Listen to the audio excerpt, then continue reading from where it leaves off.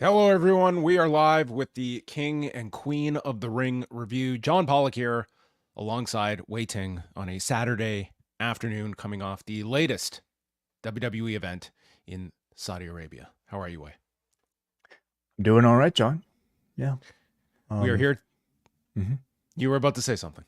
No, nothing. I didn't know if you wanted to say any more about that, but no, nothing. Um, well, we have plenty to talk about from this show, and we will be going into all of that. We are also going to make some time for your calls for members at postwrestlingcafe.com. If you are a member there, that is how you support Post Wrestling, and those that are members will have the opportunity to call in after the show, as we will be doing on Sunday night when we are live following Double or Nothing in Las Vegas. A lot of wrestling going down this. Kate and John will be up on the cafe for members as well, so that is where you can check out all of that. But the show, before we get to that, just want to make a quick mention that Brandon Thurston and I had a report up on the site earlier today that, of course, earlier this week, there were several cuts, front office cuts in WWE that Fightful had reported on.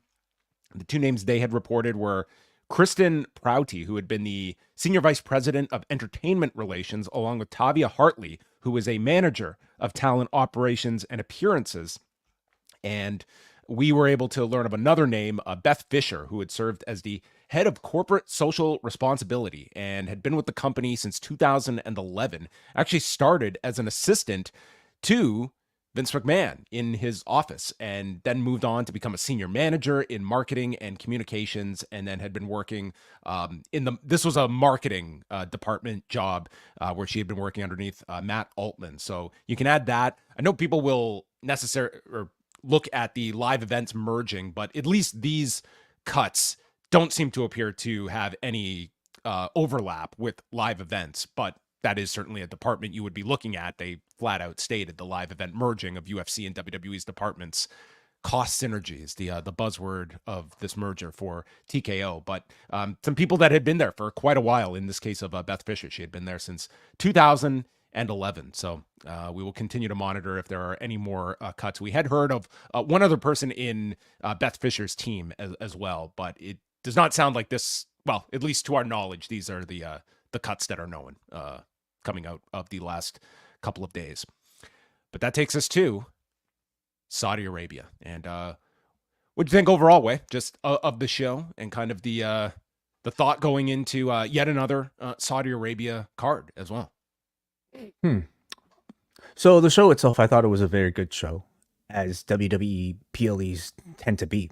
You know, for the past, like, as long as I can remember, there's a standard of quality to these shows now that I think we've come to expect, especially with like these sort of 5 to 6 card match cards. They never feel bloated. Even criticisms of like maybe there being too much delay between the matches, at least I don't really feel them, because I tend to just, skip through them, and I watch on a bit of a delay. So I kind of like the pace of them, just kind of due to my own viewing habits. I would say, as a show itself, this felt no different from any other show you would see in their calendar, with the exception of the crowd and really the setting behind it, which was incredibly grand. I thought this was a Saudi crowd that seemed even that much more livelier and maybe This was influenced the by most lively of any Saudi card. Like the early shows were just, the crowds were terrible for these, Mhm. and they have slowly increased. This wasn't France level, but there were points, especially during Sami Zayn and I would say Yeah. even like Cody's entrance, they were not that far off at It times. felt like a crowd that was very much influenced, perhaps, by like the recent Leon crowd, in that they were adopting the Randy Orton sing along to Right. voices, counting in for the 10 punches in their own native language, things like that. So I don't know if that's just audiences picking things up and realizing we can do this now, or if there's some other form of encouragement, but like this felt like a much more kind of like original and unique and fun Saudi Arabia crowd. As far as like maybe like the political sort of like discussion, maybe that's kind of what you're hinting at. I mean, we're at a point now where I I don't really kind of know how much more to kind of add to like my thoughts on the conversation. It continues to be had. It's not going anywhere. If anything, I just kind of see it being, well, enhanced, as they like to term it, and here to stay. So I think all I can really comment on is how I see the WWE continue to present it in a way that might uh either discourage criticism while at the same time like fulfilling the aim of whatever Vision 2020 is, or sorry, Vision 2030 is. um I'm always just curious to see how much the company navigates like sort of public sentiment versus how much they want to push whatever agenda you think they might be pushing. Yeah, I'm of the mindset. I understand that there are a lot of people out there that just want to digest these as regular shows, and that's perfectly fine if that's what you're looking for here. I do feel it sometimes is our obligation to look at this larger picture of what this is being utilized for, and I get a lot of pushback for that because I think a lot of people just don't want to hear that aspect, and I think we try to do even-handed coverage of it, but I don't want to just do a show like this where we're just treating this like the normal show that it is. And I feel that it's more so looking at, yes, there was significantly more resistance to these shows in the years past, but we are now seeing like the effectiveness of this where it does become normal, and it's almost like you are the one criticized for like, what's the big deal? And for some, and this often gets misconstrued when we speak about this, that this is like in some way a target of the fan base, which is the furthest thing from this. There is no issue among a fan base getting these wrestling cards. This is great for a fan base, but like, ask yourselves, would WWE be the ones that would be trumpeting change and all of their abilities to come to the country and bring this to this part of the world if not for the elephant in the room that is, well, 50 million elephants that are in the room that they are being paid for as well? If you like, there is a reason that this is very beneficial for them to be going to this part of the world and to just simply be presenting it as this this wonderful form of entertainment that we are bringing. Well, you're being paid extremely handsomely for it in exchange. Like, this is a transaction. Sure. Yeah. Now, is that wrong? For WWE, it's for a company to pay a lot of money to bring something in. Like the argument, I think, is that so the sports washing argument is I think, continuing to be maybe the topic that we bring up, that you brought up with your guest this week on Pollock and Thurston.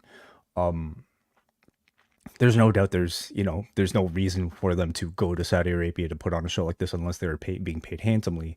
I guess the discussion is why this money is being spent. Is it, as Bradley Hope said, to strictly, I guess, to primarily encourage tourism, with the side effect of, a rehabbing of like perhaps, or like a PR sort of rehabbing of whatever, like, human rights offenses that might be committed by this government, or is it strictly to wash away that PR?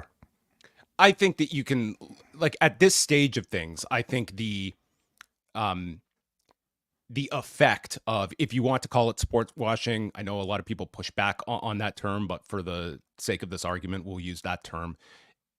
I think especially so immediately after the Jamal Khashoggi murder in 2018, I think there was a great effect that it had of being able to, you have to remember, when the Jamal Khashoggi murder occurs, you had so many businesses that didn't like, Saudi Arabia was toxic. They did not want to attach themselves, but slowly they have come back. And a lot of that, it's financially motivated, that this is a country that is very, very influential, and one where, I mean, prior to the Jamal Khashoggi murder, like, you had the most significant, like, you had Ari Emanuel flying to Saudi Arabia to sit down with MBS, and to, like, there was this giant public investment fund that was willing to spend grand money, and that fueled things. And there was a great, I think, rehabilitation that came with that. And now I think we're out of the kind of the throes of criticism lobbied at Saudi Arabia. They have overcome whatever, and I think it sometimes is looked upon like Jamal Khashoggi is this avatar, but it is not as though this is some isolated incident, like some oopsie by the Saudi Arabian government. It's by far the most notable, like, publicized one. It's significant because it is a Western, well, not a Western journalist, but someone that was Western based when he was murdered and had left Saudi Arabia. And I think that it is representative of something. But to this day, I mean, we do not see the same kind of spotlight when someone is jailed over social media activity. And again, and Bradley Hope did explain this on the interview, the fact that there are a lot of advancements in the country when it comes to entertainment, to sports, to what is allowed. But on the political side, it does come with an extreme clampdown when it comes to public criticism of the government and what you are still allowed to do. And they certainly are in juxtaposition of one another. So I think that it is like certainly worth looking at what changes have occurred since the time that we have been covering these, while at the same time looking at like what is still prevalent there that is not going to have a light shined on it on a WWE broadcast, nor to a lot of people that are simply looking specifically through the lens of these entertainment and combat sports events, that is their sole prism of viewing Saudi Arabia.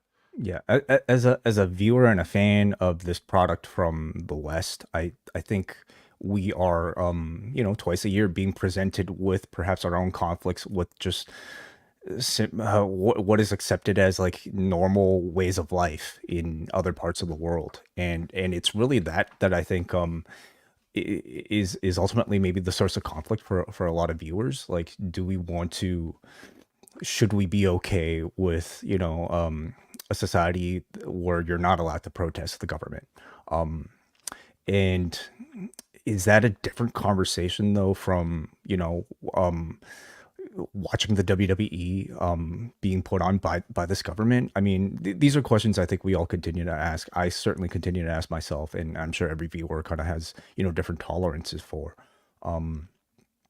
But that's what I ultimately feel like we come back to every time we have one of these. Like, what are we okay with as viewers watching this product, knowing there are certain things that we might feel are human injustices.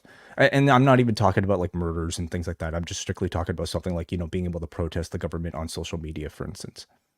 Yeah, which is like just one aspect of things. Like there are always going to be cultural differences that I think fall in line to what you understand as cultural differences, and not necessarily believing that, your way of life is going to necessarily be extrapolated worldwide. But then I feel that there are also like whether you want to believe the significance of like quote unquote sport washing, that is an unintended and to some a very intended consequence of all of this. Like it's quite a nice byproduct to have when we're spending $50 million and a core amount of your audience after all of these years is like perfectly fine with that. And that's fair. If you want to have that belief, it is.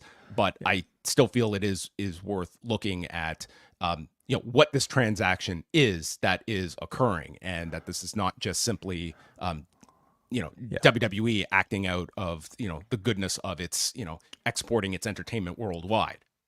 Yeah, personally, I mean, I'm glad we can even spend like the first 15 minutes of a podcast like this to even just spend time talking and focusing on this, because I think it deserves to at least like be brought up.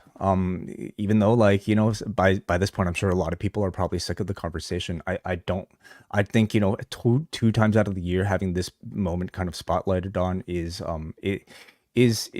healthy, in just being able to consume this. I think, well, and specific to TKO that are entrenching themselves with Saudi Arabia. I mean, the UFC is going to be going there next month. We got an ad tonight promoting that event with the Chimaev Robert Whittaker fight, and the idea of expanding the WWE's relationship. They flat out said that after this first event, they see Dana White engaging in a much more long-term deal. Like the idea of Saudi Arabia, like getting a piece of TKO, like that has to be an idea on the table at some point. So it's like TKO. We were talking about, the Saudi government possibly buying WWE at one point, not long ago. So, I mean, going back to I don't think we're here to tell people about whether or not what they should feel comfortable watching or even how they should necessarily feel about watching these shows. We're just strictly giving as much information as we can so that you can have an informed opinion, hopefully. But what I feel comfortable talking about, again, is seeing how this company handles either what has been a PR crisis of sorts, with this relationship with Saudi Arabia. And how much they are willing to continue to dip their foot into the water of promoting tourism strictly for Saudi Arabia. And under this sort the continued sort of changes of the TKO regime, of the Pollock regime, I think it's something that continues to evolve. And there are certainly things about tonight's show that I think we could discuss that might be different from previous shows. We can. And let's not remember, we're not that many events or years removed where they were not even stating the term Saudi Arabia on their broadcast. So, I mean, just that alone, I mean, it does tell you how sensitive of they were to their audience's reception. We were, and this is the last point we'll make, and Brandon refreshed my memory on this when we were at I can't remember if this was the first or second night. You might not have been there, but when they aired the promo for King and Queen of the Ring, there were audible boos on the broadcast, and I was not expecting that at all. Maybe a time ago you wouldn't have been surprised by that, but it caught me off guard this year at WrestleMania when that promo aired, and that was the reaction of your audience in Philadelphia. And this was, not to say the full stadium was booing, but enough that you could hear it on the broadcast. Yes, and I am interested in future instances of something like that happening if we continue to hear those boos, or if positive reviews to shows like tonight's show will possibly continue to change that so that you don't hear that anymore. Yeah. We'll transition over to the show in Jeddah on Saturday afternoon. They did a 2-hour pre-show. They had on the panel included Wade Barrett, Big E was there, Michael Cole was leading things, and outside of the women's tag title match, not a whole lot to this, although they did do an angle where Saxton was interviewing Liv Morgan, and Dominic walked in stating he flew all the way here to speak to Nick Aldis. No, he flew over here with the idea that he was going to make sure that Liv didn't get her hands on Mommy's championship, and this would play itself out in the women's title match on the broadcast. Yeah, I mean, this was, first of all, a setup for, of course, the match later on, but also the first, I would say, official on-screen acknowledgement of a storyline between these two. Obviously, there's connection already between, Rhea Ripley.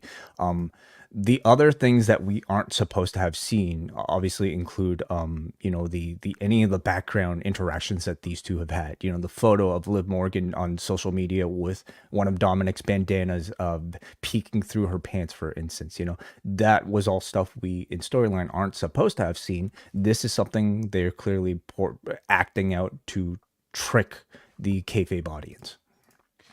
And as we go into the arena setting, one thing that was notable was a lack of a Prime logo in the center of the ring, nor the usual hydration station that is set up for all the TVs, including premium live events. Now, that's not to say that we did not see a Prime bottle incorporated into the main event, but this was curious by its omission after this is a massive deal for the company sponsorship wise, and it was to be on all premium live events. So I don't know what the reasoning was for it being omitted here. I found it pretty fascinating too, especially considering it was Logan Paul in the main event with Cody, who's also a Prime Energy sponsored athlete, right?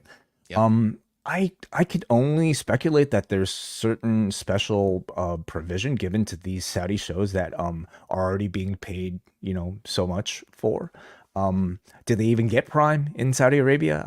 I don't know. It's an interesting question that I hope we get an answer to at some point.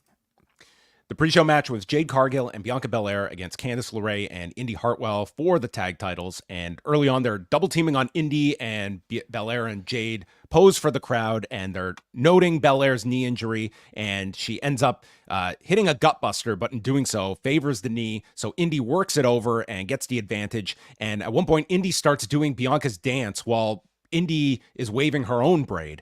And LeRae then kicks at the knee in the corner, applies a half crab, builds up to a big hot tag to Jade. Audience was behind her as she hit repeated splashes in opposite corners. And then a sit-out powerbomb is hit onto Indi, but LeRae makes the save. Cabrata by LeRae as Indi drapes her on the middle rope. And then a missile dropkick by Candice sends Jade to the corner, tags in Belair, and they hit their end sequence, which was a double team DDT where Bianca then kicked LeRae into a wheelbarrow suplex by Jade for the win in 8 minutes. That Graves called an ocean cyclone suplex, which was not an ocean cyclone suplex. Do not disrespect the good name of Maxine Dupree. Okay, bye. No, the innovator of the ocean cyclone suplex. I mean, she hasn't really pulled it off since. Surprisingly. No, it was one and done for Maxine. Maybe WrestleMania. Maybe park that move. But this was it. The knee injury was played up, but contrary to any thought that there would be any play off of like Jade kind of just taking on this match for the team, there was none of that, and it's just a title defense.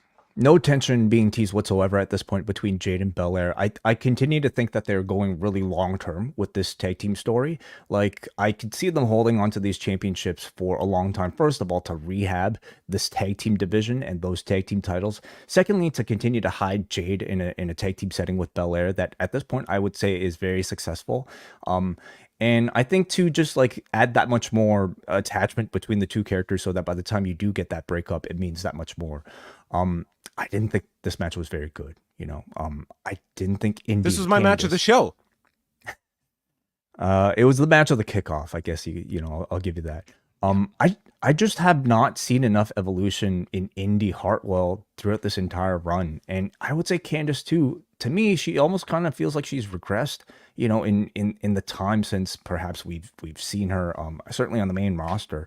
Some of this, is probably due to the fault of bad creative. Especially with the stop-starting momentum they had throughout this heel run.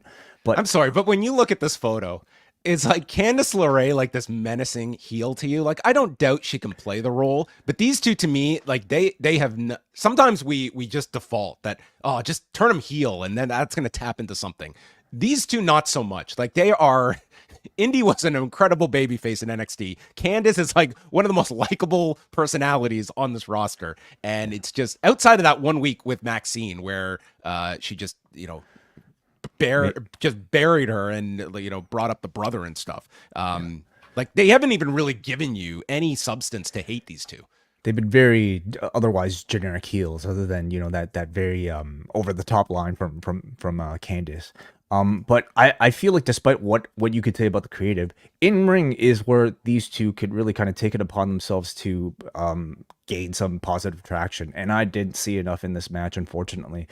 It was a decent match, I would say, for Belair and Jade. Like, Jade, we kind of know her level at this point. She still needs to be protected, but the crowd reacted really big to her. So overall, a successful outing, and the babyfaces win with 3 legs versus 4. Yes, that's it. Saxton interviewed Logan Paul about the match. He's going to prove why he belongs in WWE and on top. And the ring announcer for the night, Mike Rome. So they did not bring over Samantha Irvin or Alicia Taylor, which, I mean, a travesty for Gunther's coronation ceremony, if ever there was. Maybe we'll get it on Monday. Becky Lynch and Liv Morgan opens up the show proper with Becky Lynch coming out in this tuxedo-style outfit with the fashion statement of the pro wrestling universe in 2024, the Chris Harrington original hat. That seems, from Zach Knight on down. Yes, she was wearing this. The Chris Harrington original hat. That man is synonymous with this hat, and he will always get the credit for this hat because from Zach Knight on down, everyone's adopting this look in 2024. Chris Harrington was doing it years ago. Was it the all-in brawl footage that was his, I guess, on-screen debut? That was the main streaming of it. Okay. So look out for AEWshop.com. I'm sure they're going to be on top of that at some point. I saw a lot of compliments towards this outfit, but this was like watching Low-Ki wrestle a match in a suit. It was just a little it was a little odd. I don't disagree. Now, first of all, let me say I really do commend how creative the women's outfits have become to adhere to the dress code ever since that they got got away from the XL t-shirt phase, which ever since they got permission to get away from like the giant t-shirts, which just was awful. So like they've taken it and they've kind of run with it creatively to kind of make these feel special. You have Liv Morgan here like giving, was this like a Britney Spears tribute? Yes, that's how I took it. Yeah, and Becky with her tribute to waiters at restaurants everywhere. I don't disagree. You're not giving me my credit. It did kind of give me a second. Like I thought she was gonna like in my mind, like this felt like an outfit that she would take off after her entrance to do something. No, else this in, was but it. Yeah, she wrestled in this. I mean, it's Becky Lynch, So the match starts, and they note at the beginning that Becky is 4-0 against Liv Morgan. And as soon as that record was brought out, like I will be honest here, like when we do these previews, I was way too just assuming of a Becky title retain in this. And then when I heard that record, I was like, okay, maybe we will be, and the Dominic thing as well. I mean, they were certainly setting the table here. But Liv yanks her off of the turnbuckle and starts working on Becky's arm. And then Liv tries to drive her into the corner. The timing was very off on this. And that prompted our play-by-play / analyst, Michael Cole, to get in and ask Corey Graves, does jet lag play a factor in this, Corey? And Corey's response, I mean, Michael, we've been here like almost a week, so I'd say not likely. And they trade strikes. I do like questions like that. They're getting at least a bit more sports oriented, and they're asking somewhat smarter questions of each other, even in kayfabe. Yeah. I mean, Corey could have given a bit more analysis. It's like usually it's flying out of here versus flying in here that sometimes we can have delays and such. Ooh, yes. Mm-hmm. They trade strikes on their feet, and there's a Bexploder sending Liv to the floor, and then Oblivion gets caught, and Becky goes for kind of like an inverted DDT into like a final cut. Crowd was very hot for this. And then a manhandle slam is countered into a roll up. They pick up the tempo here, and there's a hip toss into the armbar by Becky, but Liv stacks her and goes to the rings of Saturn. As they explain, she's been studying Becky's ground game. And yes, going to the depths of Perry Saturn here for her inspiration. And then we see Dominic appear ringside to a ton of boos as Liv is able to get to the rope here after it's countered into the disarmer.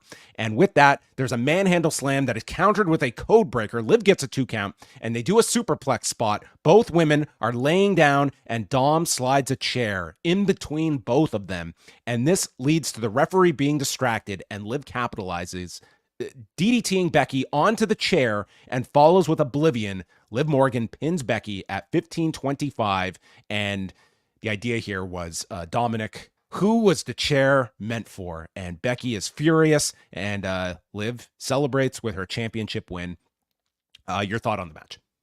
Well, first of all, I was a little surprised by the title change because Becky had just won it not that long ago. And because of the draft, like there were a lot more fresh matchups for Becky with the championship that I thought they would go to before passing it on to Liv. But I mean, you look at the result, and especially with the Dominic storyline, Liv is arguably as hot as she's ever been.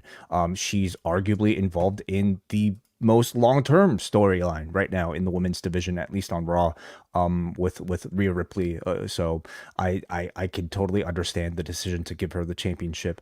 I thought the match I found a bit tough to get into, honestly. Like the pace was constant, the activity was really abundant, but like I just like couldn't really get into whatever narrative they were trying to build here. To me, it just kind of felt a bit of a blur of moves without any single thing really standing out. But that said, the crowd did not agree with me at all. They were really engaged into every near fall. So they were able to find a connection that I wasn't able to until the Dominic stuff at the end, which, I think they've done a really good job with, starting with everything behind the scenes and with the Easter eggs up until now. It's a story I'm definitely into. I thought the Dominic involvement enhanced this for me. I had a lot of the same thought as you. Yes, it was an engaged crowd, and that's what you're working towards here. But maybe you and I are just on a different side of the coin, because we also love Kyle O'Reilly and Malachi Black, and that one was kind of lauded for not having any engagement in it. But to me, my criticism, and this was more so the first half of the match, because I did think things picked up from like the manhandle slam counter onward, but it just felt as though it was like your turn, then it flip, then it's Liv's turn, and there was just a lot of like very telegraphed setup for the next spot, and it just felt as though we were just going in order, and it felt as though it was just a very mechanical match. But I mean, the audience was really hot for this, so you have to give it to that. But I would not say that this match met my expectations, but I do like the story with Dominic, and I thought that you ended this with I liked having like a cliffhanger at the end that gives you a reason to follow the story, and Dominic, is he working with Liv and following that up? And the final point would be, I figured Liv would get this title just closer to when Rhea's ready to come back. And I guess we don't know a timetable on her, but like obviously that is the match to get to, and maybe that's something for the summer. Well, does it signify Rhea possibly coming back sooner than we thought? I think you can get through at least this next pay-per-view cycle, but I would think, like, certainly for one of these summer shows, that would be your aim, to get to that match, because they are intensifying this Dominic Liv story to the next gear after this. Yeah. And then maybe we should mention it now. Becky, so evidently some people have rematch clauses in their contracts, and those are back. Yeah, remember I thought they had gotten rid of these. Okay. For some people, not everybody. Well, why didn't Seth Rollins asked for his rematch clause? He's not the best negotiator. Should have had Becky's representative. I guess Drew demand a rematch? Was his championship a rematch clause match? No, he requested Damian give him a title shot, and Damian gave him a verbal. So Becky has a better agent, clearly, who worked this into her contract, so she will be getting a rematch on Raw on Monday. Presumably, yes. They did this segment backstage where she's furious with she was berating Dominic and said she's going to go to Adam Pearce and get her rematch for Monday's Raw. Sami Zayn, Bronson Reed, and Chad Gable for the IC title. During the match, we got another QR code that took us to a video of we were getting like old internet dial-up connection that took me way back to when I first got the internet. Did you have dial-up for a period? Yeah, I did. Yeah, of course. Alta Vista, GeoCities, Netscape. Yeah. This is going to make me sound really old, but I'll just go for it. We had one computer when I was a kid that got we got the internet when I was around 13, 14 years old. And like my brother would live on this thing. So the odd time that I would get onto the computer, guy would go upstairs to our telephone connection and he'd take out the phone wire. So that would cut off our telephone and kill the modem. So I'd have no connection, and then I'd get off the computer, and then magically he'd put the thing back in and he'd take over the internet. Like, just wow. Yeah. Territorial. Very territorial. So anyway, eventually I had to move out of the house. Sami Zayn, Bronson Reed, Chad Gable, and poor Maxine. I mean, when we talk about the candidates for the most air miles for the least amount of bang for your buck on this show, Maxine walks out in this huge, this gold bodysuit, and she's immediately just thrust to the back by Gable. He doesn't want her in the corner and sends her to the back and only wants Otis. At least Tozawa got left home, I assume. I would think so. Yeah. Well, maybe they enjoyed a really nice dinner sometime this week. So Gable comes down with Otis, tons of "you suck" chants, and then they aired this video for Sami Zayn with his past appearances in Saudi Arabia, and they treated this like a homecoming, literally, for him. And Zayn got maybe the biggest reaction on the show. I certainly felt that way. If it wasn't Zayn, it might have been Randy Orton. But I definitely felt like Zayn was among the top, if not the top guy. Yeah. So they went crazy for him. They're singing Olay. They're counting the punches in Arabic for Sami Zayn. And Yeah, so Zayn came out again in the traditional robe as well as scarf here. Just like like the video too was just so incredibly like well done, and was sort of like the perfect prelude to set him up as the home territory babyface here. I do find it kind of fascinating how they kind of just save all of this for the night of, and they kind of give you no hint of it during the actual TV buildup itself. in terms of what the video? Well, promoting Sami Zayn as, somebody who like calls the region a second home. They don't really hint or play towards that angle until this evening. Well, there was I mean, I thought this three-way was incredible. I thought that these three just like tore it down here for the near 14 minutes that they had. Zayn was just so incredibly popular. Chad Gable was excellent heel in this match, and I thought that athletically, like Bronson Reed got to really like have a solid match. This wasn't like your quick swash with a tsunami or something that you get interrupted with a Raw commercial break. Like it really just put a spotlight to me on Bronson Reed and just what a talented guy this guy is as well. Gable chop blocks Reed's knee, and then there is a Tower of Doom spot that Reed comes back with onto the other two, and the crowd is just rabid throughout most of this. Gable stops a cover, applying a ankle lock onto Zayn, and then catches Reed in an ankle lock, and then Zayn applies one onto Gable. So we have like a double ankle lock involving all three, and then after several teases, Zayn connects with a blue thunder bomb onto Bronson Reed. Place goes nuts just for Zayn getting up the heavy Bronson Reed. They also did a series of top rope moonsaults with Reed trying to hit a top rope moonsault, misses, and after landing, Gable lands his picture perfect moonsault onto Reed. A lot of creative stuff involving them here. Reed missed a tsunami onto Zayn, and then Zayn rallies, tries for the haluva kick, but he's cut off by Gable with rolling Germans, only for Zayn to reverse and hit his own version. And Reed is sent to the floor, and now is Otis's time to get involved, so he clotheslines Bronson Reed with the most devastating clothesline, because this would send Bronson Reed into near unconsciousness, as he would have to be out for several minutes before staggering into the ring. Then it's Zayn's turn, and he's sent to the floor, and Otis just can't bring himself to do it. And Gable is yelling at Otis, holds up Zayn, and you could see this coming from a mile away, but that just milked the reaction because Otis finally runs at Zayn for the clothesline. Zayn ducks, and Otis clotheslines Gable on the floor. And with that, Zayn rolls Gable in and connects with a haluva kick onto Bronson Reed, who is staggered still from this devastating clothesline, and Zayn pins Reed at 13:39. Chad Gable is pissed at Otis, and we might talk about maybe kind of the stakes attached to the final two matches on this show, but for me, I think this was the match I enjoyed the most on the show.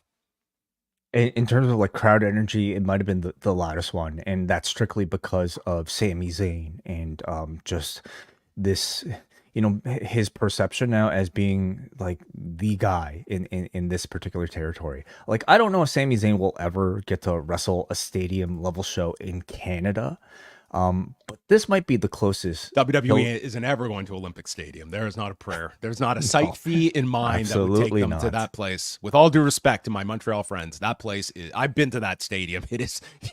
It is not ready for prime time in 2024. I don't know if I would step foot in there at this point. But I don't know if Zayn will ever get that sort of thing in Canada. But like, this is the closest he might get to a home reaction in front of a crowd of this size. They were so hot for his every move. They were so invested in every pinfall that he attempted.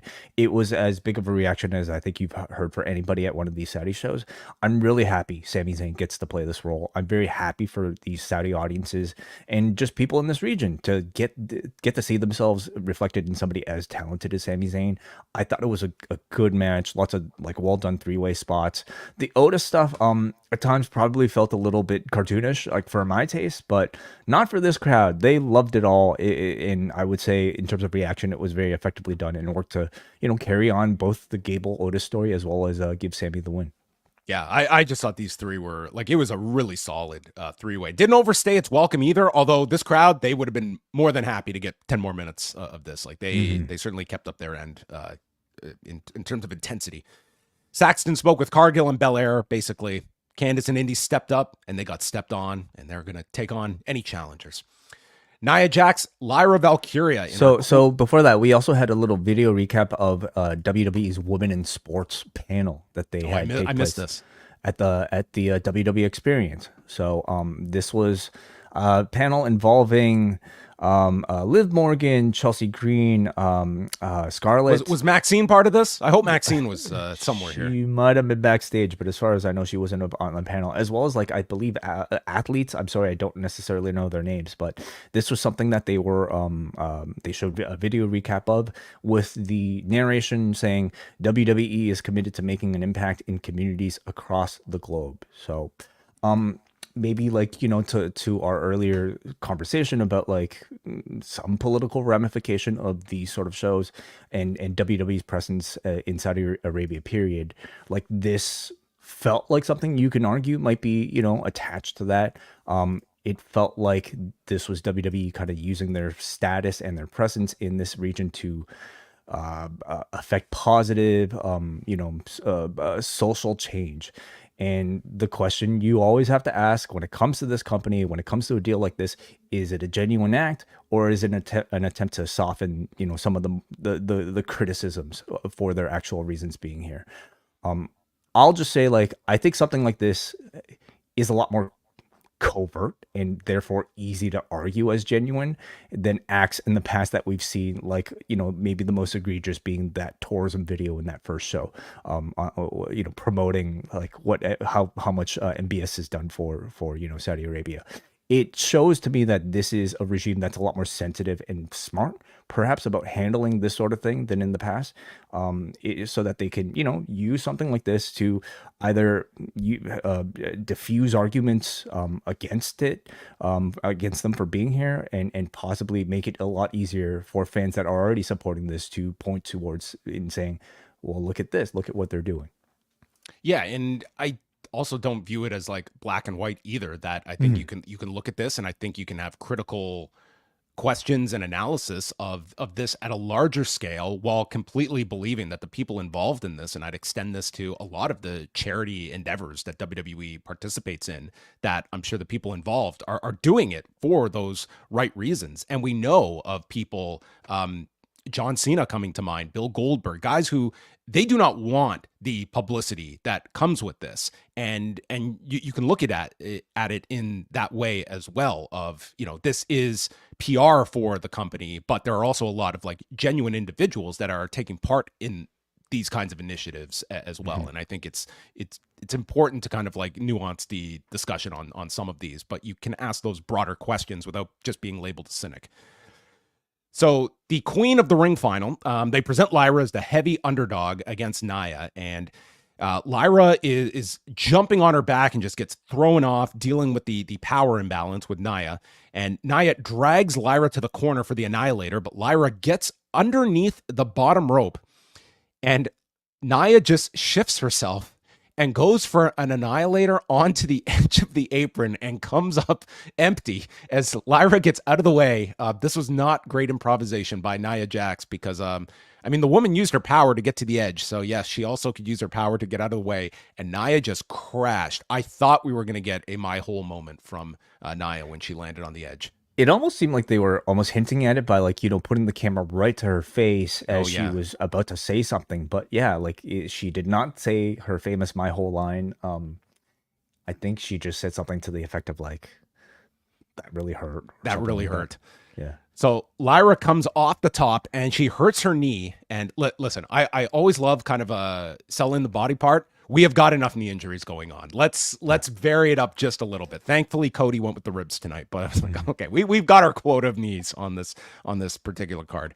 So Lyra then is dragged to the corner again, but kicks Jax off balance into a tree of woe and hits a running double stomp, and then a guillotine leg drop off the top by Lyra. Jax comes back with an avalanche and goes for the Samoan drop when Lyra tries to turn it into a sunset bomb, but can't get Nia off of the turnbuckle. So Nia comes crashing down in midair and squashes this woman. I think I saw parts of Lyra's soul exhaled into the night sky here in Jeddah. And I mean, cool looking finish, but my God, did I not want to be Lyra Valkyria? Because I am not kidding.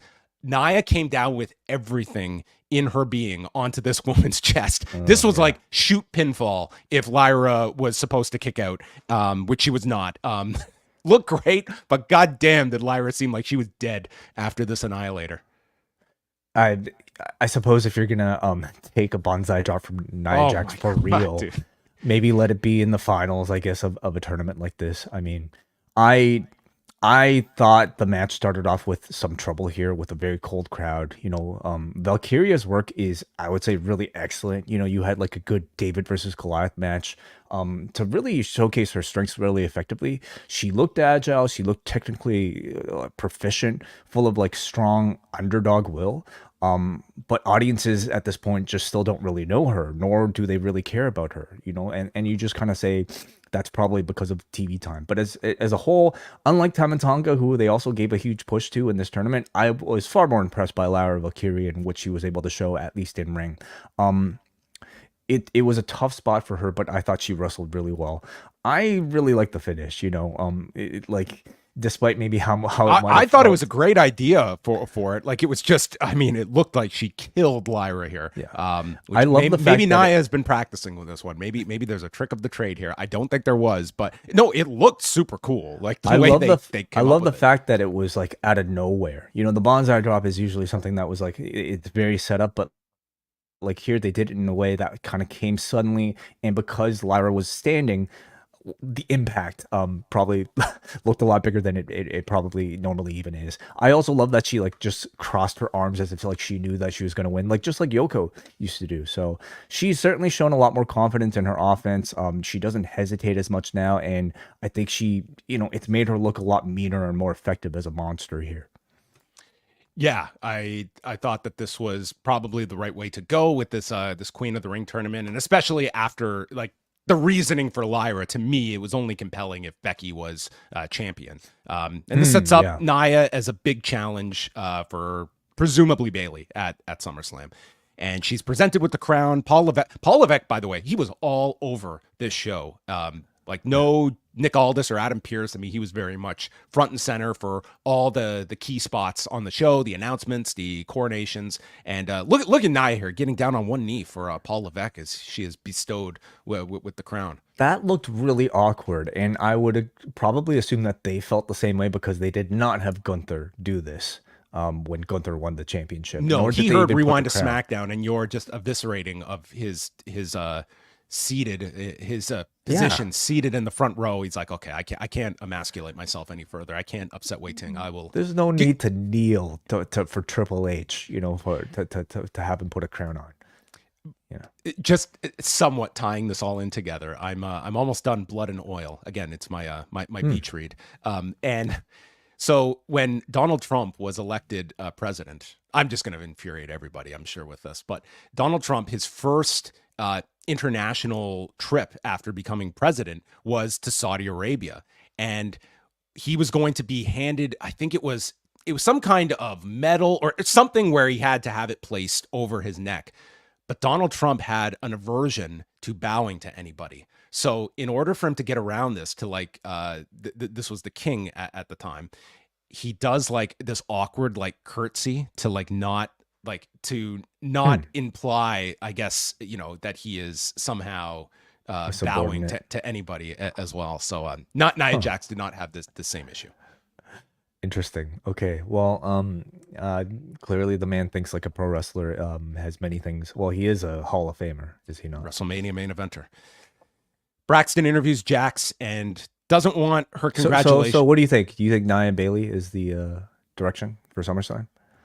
I cannot see Bayley losing to anyone, at least presently on SmackDown. I could actually see Bayley doing some short program with a Blair Davenport maybe before SummerSlam. Like, it's a long time before SummerSlam, but Bayley and Jax, I would assume, is your match. And they've got to build that one up, because it's like Bayley's been pretty cold since winning this title. She's had not a whole lot to sink her teeth into, but this program, you have 2 months to lead people in this direction.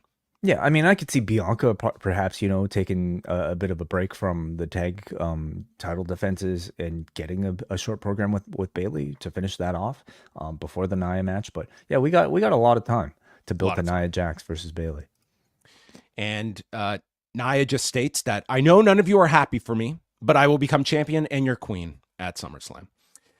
Then we had the promo for the UFC's debut in Riyadh on June 22nd. They have a very big month coming up, starting next week with the Islam Makhachev Dustin Poirier fight in New Jersey. Then there's this debut in Saudi Arabia on the 22nd, and the month caps off with Conor McGregor and Michael Chandler at 303. So it's a very big month for the UFC. This is where we saw footage of Becky verbally obliterating Dominic, as they described it, and wanting her rematch on Monday. And then a huge return way. Everyone thought, oh man, maybe we're going to get the Wyatt 6 or something. No, we got a bigger return on this broadcast. I hope you didn't skip through this. It was the return of the temperature graphic from WrestleMania, because it was 90 Fahrenheit, but feels like 96. And of course, me being the Canadian, this stuff is just, you're talking to me in a different language. 32 Celsius feels like 35. I was like, okay, come on. I mean, that is pretty hot. It's not that crazy. 40 to 35? me is like 35. When was the last time you felt 40? 40? We've hit 40 in July. Really? I mean, it seems pretty hot to me, but okay. I mean, yesterday it was 25 in Toronto. 35 is a lot hotter than 25. You know what? At Harpo's, it was like 50 Celsius and felt like 100. Yes, it did. Mm-hmm. They show Tiffany Stratton and Carmelo Hayes in the audience, and later we got shots of Chelsea Green and Piper Niven together, and LA Knight, who looked like he wanted to be anywhere but in that front row. He was thinking like you with Gunther. He's like, man, I feel like a geek sitting in this front row. Gunther versus Randy Orton is next for the King of the Ring final. I'm not kidding. Randy Orton starts to come out, and I just paused my video, and I went to go like grab a drink get a coffee. Yeah. I came back. His entrance was still going. I think this entrance was around 15 minutes. I could not believe how long this thing was. It was way too long. However, the length was. I can't imagine watching this in real time. I mean, as somebody who kind of like takes their time pausing between the shows, this was great for me because it allowed me to catch right back up with my buffer. But I too was a bit shocked at how much I was fast forwarding to get through this. Yeah, just a super long entrance. And they have the stare down, and the crowd is very excited for this match. And Corey Graves warns us, be prepared for a marathon tonight. They could go all night long. It's like, please no. Dude, the first couple of minutes, this is like the old adage you hear from every veteran. If they think you're going too slow, go slower. That was Randy Orton here. Long side headlock. And I mean, they built up to the first big high spot, and the high spot was a chop, okay, to Gunther hitting that first chop, and then he followed with more, and I mean, Randy Orton sold these chops like gunshots, and finally fires back with some punches and uppercuts, when all of a sudden Randy goes for the RKO, it's blocked, and he lands on his surgically repaired back, and Gunther pounces on the back, and this was the opening he was looking for. Michael Cole just flat out states, I think it was a fluke that Sami Zayn beat Gunther. Corey's like, I completely agree. Okay, cool. Orton hits a vertical. I think it's safe to say that, like, especially if you're trying to still protect the aura of Gunther as this like undefeated, champion, right? It's not great for Sami Zayn, but maybe they feel it was more important to put over Gunther in this occasion. Well, they continued with Gunther's chops, and Orton would come back. I love this one spot. He goes for the power slam, but Gunther fakes him out. So Orton's knee buckles as he sets up for the power bomb or the power slam. And this tweaks the knee. So we've got bad back, bad knee. Cole added he's got a bad neck. So that's a new one to the list. I didn't know this guy has a bad neck, but sure. I guess every wrestler has a bad neck. So this guy was essentially Kazushi Sakuraba towards the latter stages of his career. That's Randy Orton now. And Gunther works on the knee and then runs into a power slam that Orton hits, staggers to his feet, hits the draping DDT as Michael Cole screams, I think Randy is going to that place where he hears voices in his head. That place. and Gunther stops an RKO and hits a splash off the top.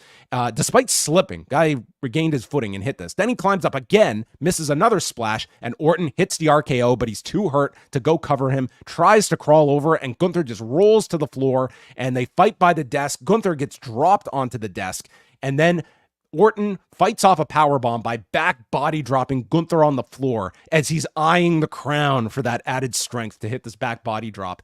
Into the ring they go, and Gunther goes to the half crab, working on the knee and back, but Orton kicks himself free, hits the RKO out of nowhere, but only gets a near fall because when Gunther kicks out, he smashes Randy's knee and transitions to a crucifix, pinning Randy at 21 minutes and 51 seconds. I was definitely surprised by this one. I thought this was a pretty... I thought Randy was going to be the winner here, but they did go with Gunther winning the crown and having it presented by Paul Levesque. And then this man who continues, big deal, okay? Good wrestler. I don't care. But then he gets on the microphone and the whole crowd, they're chanting, "You deserve it." And you think Gunther is going to slip up and have a moment of sincerity with this audience that is all, just respecting the man for the past 22 minutes. Thank you. That's very nice. But what I deserve is none of your business. Dude, like, amazing. What a great heel. Oh, this guy he's going to get best on the... I'm picking him for best on the mic this year, okay? I don't care if there's others that are technically better, but man, from empty arena speeches to you deserve it shutdowns, I just thought this was great. And then he's got more in the back pocket because tonight the apex predator became the prey for the Ring General. That great performance here by Gunther. Great impression by you with that impression. I think it's getting better by the week. I'm working on it. In all my downtime, I just sit down and channel Gunther. I thought this was a very good match. I thought Orton's selling was tremendous in this match. Yes, we can complain about like a slow pace, but like I've said it in recent shows, I've really gained an appreciation for watching Randy Orton these days. Primarily for not the content, like not the moves of the matches, but really everything else he does. I think like he has so much attention to his posturing, so much attention in detail to, in particular in this match, excellent, realistic, sympathetic selling, great facial expressions, great hobbling of a man trying to carry on despite like suffering multiple gunshot wounds to his knee and to his low back. Every time he had to execute any bit of offense that utilized either of those body parts, he was able to show how much it took out of him. Like even something as simple as like rolling back into the ring, the guy manages to like make that feel like a struggle, and I thought he was tremendously interesting to watch just selling in this entire match. What's also interesting to me is that like Randy is bigger than Gunther at this point. Dude is like, when you see him next to someone like typically like the visual, it's like, he's standing next to Kevin Owens or something, but man, seeing him next to Gunther, like this guy is gigantic. He's huge. He took all of Gunther's weight, I guess, in his downtime. But despite that, like I think Gunther was still able to feel like the monster that he usually plays because Randy's selling was so good, So I thought I thought Orton was just fantastic here. Gunther, at this point, what more can you say? I think he might be the best wrestler in the entire company right now. His offense looks tremendous. He's great at like playing the shark who smells blood in the water, and you give him any body part, he will he will do his best with it. And he created I think a very compelling match here. I like you too. I thought, because they were teasing Orton versus Cody, that felt like a great SummerSlam main event. But I also am reminded that like Gunther just lost, and because you're still trying to maintain that aura of him being this undefeated guy, is it really the best decision to have him lose another match so quickly, relatively quickly, after WrestleMania? And it doesn't exclude them getting to Cody and Randy just in a different roundabout way. SummerSlam would be a realistic target if you wanted to, but yeah, I thought this match was excellent. I mean, I really enjoyed that three-way, but you could really, to me, it'd be a coin flip between this and the three-way for match of the show. We'll talk about the main event and then we can talk about as far as like who Gunther challenges at SummerSlam. Do you think Priest holds it until then? So Priest would have to beat Drew at Clash, which they could. there's a way to do that. That would like just infuriate that crowd of like CM Punk costing Drew the match. I don't know if you'd want to do that finish in Scotland. I don't think Drew and Punk needs a title attached to it. Yeah. So it could be Gunther, like by SummerSlam, it could be Gunther versus Priest. It could be Gunther versus Drew. It could also be Gunther versus Punk by then. A lot of different ways. That like this title is going to be a hot potato belt based on your booking here. I guess if you're trying to get the Punk, yeah, perhaps.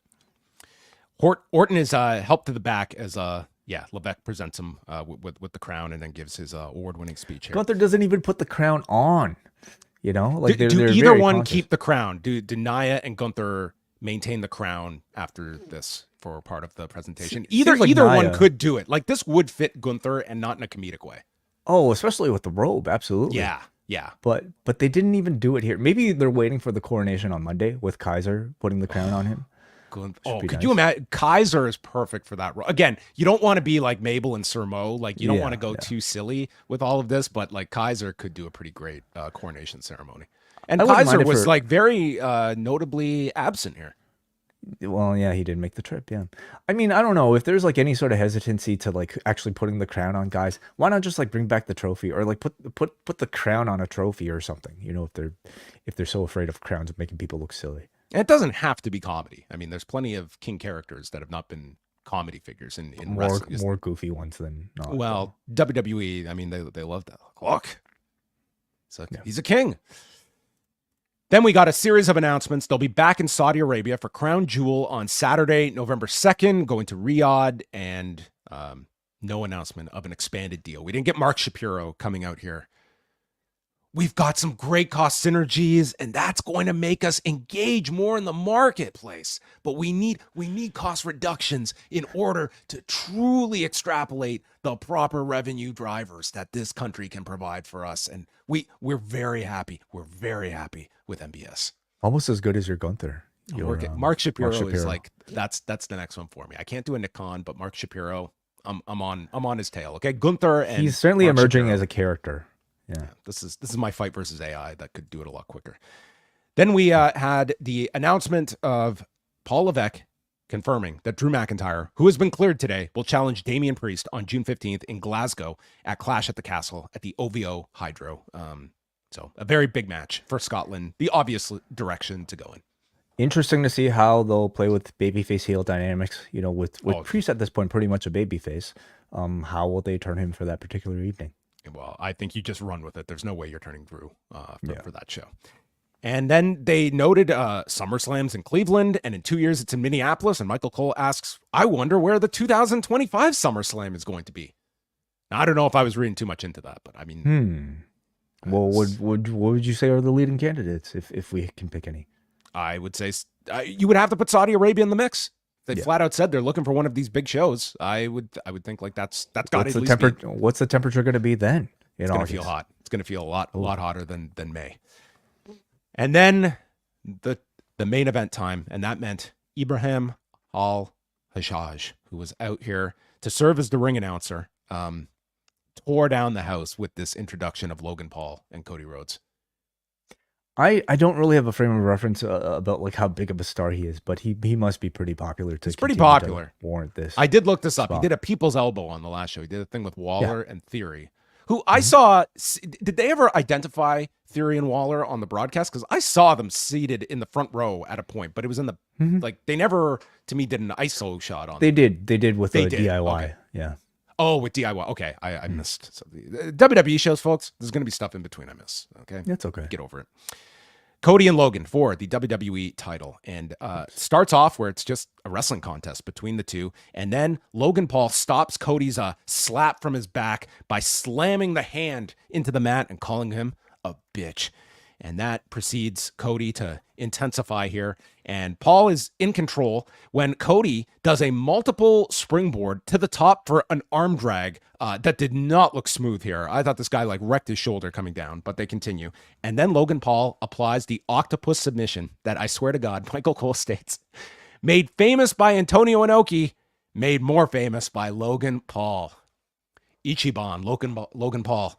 And Cody is now selling his ribs, which would be the focus. And then Prime gets its it's a backdoor integration into the show as Paul grabs a bottle from his entourage that got front row seats to this show. That was their in lieu of any sponsorship on the mat. They got front row seats, and including Cody gets Jeff. Is this Jeff? Do The we know the other guy's name? Jeff. I don't know. No last names. Yeah.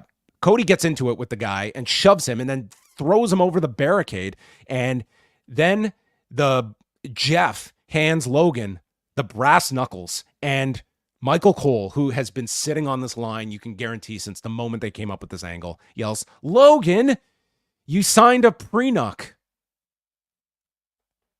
I questioned everything in my life when it comes to puns when I heard that line, and feel I owe lots of apologies to you over the years because this just fell on deaf ears. So Michael Cole was like infuriated, like utter contempt that Logan Paul lied about using these brass knuckles. He could not believe that the heel lied. It was a lot more involved than Cole typically is with the body of matches. So I wonder if they're building anything deeper here with Cole and Logan Paul. Logan Paul versus Michael Cole? Well, not necessarily a match, but some bigger storyline. Okay. Well, Cody comes back. He missed a disaster kick, but then hits the bionic elbow, and Logan goes for the buckshot, which Cody ducks and hits a Cody cutter for the first big near fall, and then Cody lifts him up for the vertebraker, which we all know, Cody's version. Din's Fire for all you Zelda fans out there, but it's turned into a crossroads by Logan for a 2 count, and then Cody goes for his own crossroads, is run into the corner, and then Paul goes to the floor, and in the most, I would say, respectful manner, before clearing off the desk, he looked at the announcers and said, "Do you need this?" before swiping the desk clean. I thought that was a nice gesture on his part.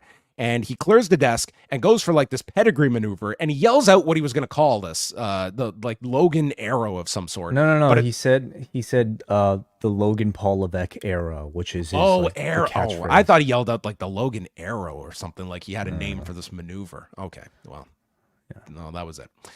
Stopped, and Cody hits a Cody cutter off the barricade onto this desk. And Cody could win by count out, but he stops the count. And the announcers think, well, like, what an idiot. So Logan charges at him into the steps and hits Cody with the right hand. And Cody's out. He puts him on the desk. And then with his prime bottle to take his energy level to full, he climbs to the top turnbuckle. And we get this gorgeous 360-degree panoramic shot of Logan Paul before he hits a splash through the desk to the lifeless Cody. Pulls him into the ring, hits a frog splash, and then tells Cody, "I hate you." Punches him in the ribs, and then goes into the corner. Cody sidesteps and is sent into the referee. Logan splashes Ryan Tran, who is out, and Cody hits Din's Fire, but the referee's out. So Logan capitalizes with a low blow, pulls out the brass knuckles, and we think he's going to use them. But there is Ibrahim to the rescue, grabbing the leg of Logan Paul, who turns around and screams, "Who the hell are you?" as Cody blocks a punch and hits 3 consecutive crossroads, pinning Logan Paul, and Cody celebrates with Ibrahim Al-Aziz. Yeah. I thought, a good match, for me. A little bit too long, perhaps, by this point in the show. But overall, I thought very compelling. Certainly, the audience was really hot for almost all of it. Logan Paul continues to impress, with how much he's able to successfully accomplish, like given these, at this point, multiple lengthy main event matches of like a pretty high caliber, I would say. There are fundamentals that I think like might still be lacking if you really kind of comb through these matches, but like he's certainly good enough and spectacular enough to almost like negate that, at least for these sort of scenarios. This one was focused around Cody's rib injury. I thought at this point like the brass knuckles were kind of a little too much, especially when they still recognize the fact that he has that bionic fist. They use the bionic fist in this match, so why does he need brass knuckles? Cody's got a bionic elbow, to be fair, so I mean it's... Oh, you're right. Yeah, I didn't think about it. Everybody's got a bionic. It's an even fight, okay? Yeah. The big spots involving the tables, the Ibrahim, that the drone shot around the dive, just that I was really impressed with that shot that they got and the timing of it and just all of it. Logan matches at this point are kind of like known for like having at least one major like centerpiece that at least like looks spectacular. And in this match, it was that elbow dive with the 360 shot. It was a good match, especially on the Logan Paul curve, which I mean at this point we really shouldn't even use because he's shown a capability that is on a playing field with anybody on this roster. I thought they played to the strengths of Logan Paul in this. You got like guy like broken record. He's an outstanding athlete, and you can put all these different complicated spots together. But this match, it does feel like I'm watching Fast and the Furious in the sense that it's a lot of CGI and all well constructed spots to play to this. But if you're asking me like my preference, I'll take like that Randy Orton Gunther match any day of the week over this. That I mean, again, it's a different style and it works and it computes well with the audience. It's in some ways similar to the Sting matches, right? You know, you have like so much cachet put into this person, either in a Sting built up through years of wrestling sort of nostalgia, or Logan Paul, somebody who comes in from the mainstream with incredible like value. What's the most you can get out of him in the form of a wrestling match? And it's this style of match. I don't fault them for having these sort of carefully planned matches. They end up typically being very satisfying. So that was the show. I think overall it was a pretty good show. I think that the key matches for me were like Gunther, Orton, and the three-way. I would say those would be the match recommendations for me on this show. Did you have a match of the show? For me, it might have been Orton and Gunther. I thought the three-way was very good. I thought Lyra and Nia actually like over delivered despite like a crowd interaction that was not very strong. Main event was a good match, but I maybe a tad long for me, but because like this was only like a 6-card show, like this is still an overall thumbs up show. I thought the crowd was really strong, and you got some significant results here. To obviously King of the Ring, Queen of the Ring winners, as well as a title change. Yeah, and we're gonna get real quick turnarounds because the Scotland show's in 3 weeks, and then Money in the Bank is 3 weeks after that. So it's very quick turnarounds that they have to set up these shows. But there you go. That was our thoughts on King and Queen of the Ring. If you want to jump into the StreamYard room, we will take some calls, and we also have a few pieces of feedback on the forum. But as we are preparing for calls, just want to add that tonight on Collision, they've updated the card. So we now have 4 matches for tonight in Las Vegas with Danielson and FTR against Jeff Jarrett, Jay Lethal, and Satnam Singh. The Lucha Brothers against the Guns. That probably sets up the Trios title match for Sunday. And they've just announced Claudio Castagnoli, Daniel Garcia, and a mystery partner against Lance Archer and the Righteous, as well as Mariah May against Layla Hirsch. So that is your go-home Collision before Las Vegas on Sunday night. Well, let's go to the and listen to Collision Course later today in the Post Wrestling Cafe. I'll be sending that link out shortly for all of our Post Wrestling Cafe patrons who might be just enjoying their Saturday afternoon, John, because we don't have any calls at this moment, and that's perfectly fine. Let's see if we have any written feedback at forum.postwrestling.com. We'll start off with our man Bola Bear. The Annihilator looked brutal, given Jax seems to have been safer in the ring since her return. This has got to be intentional, I hope. Either way, it looked nasty. I'm sure they realized the degree of difficulty on this one. And, rather it look real and hurts than weak and doesn't look great. So, listen, from a visual perspective, I thought it was a really clever way. I mean, you can give me your RKOs out of nowhere, an Annihilator out of nowhere. I mean, I'm curious to watch. So let's see what she has in store for SummerSlam.